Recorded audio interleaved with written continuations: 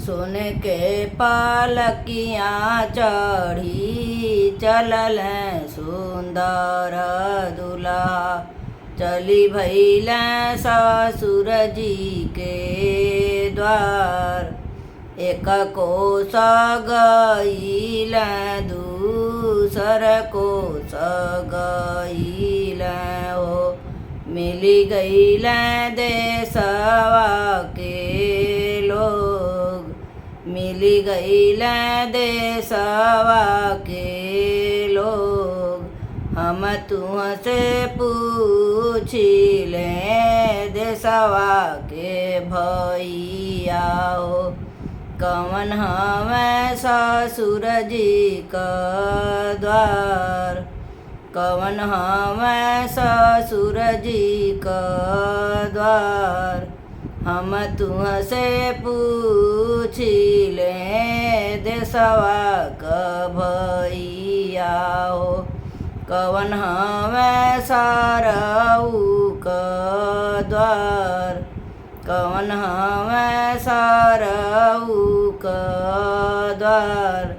तुहरे जे ससुर जी के ऊँचे दरवाजवा हो। शीशा जड़ल लागेला केवाड़।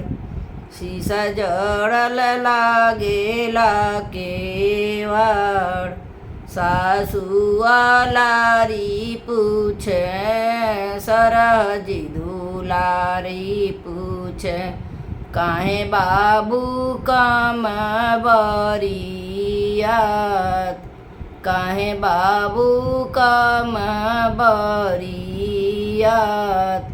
पापा जी कवन पापा रूठी के बैठी गईली। ओही से कम बरियाती। चाचा हो कवन चाचा रूठी के बैठी गईल। ओही से कम बरियाती। भैया हो कवन भैया रूठी के बैठी गईल। एही से कम बरियात। मामा हो कवन मामा रूठी के बैठी गईल। एही से कम बरियात। फूफा हो कवन फूफा रूठी के बैठी गईल। एही से कम बरियात। बैया धई उठवले रहती बाबू। पैया पड़ी जाईती हो। साजी के अवती बरियात।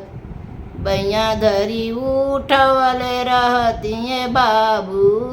पैया पड़ी जाईती हो। साजी के अवती बरियात।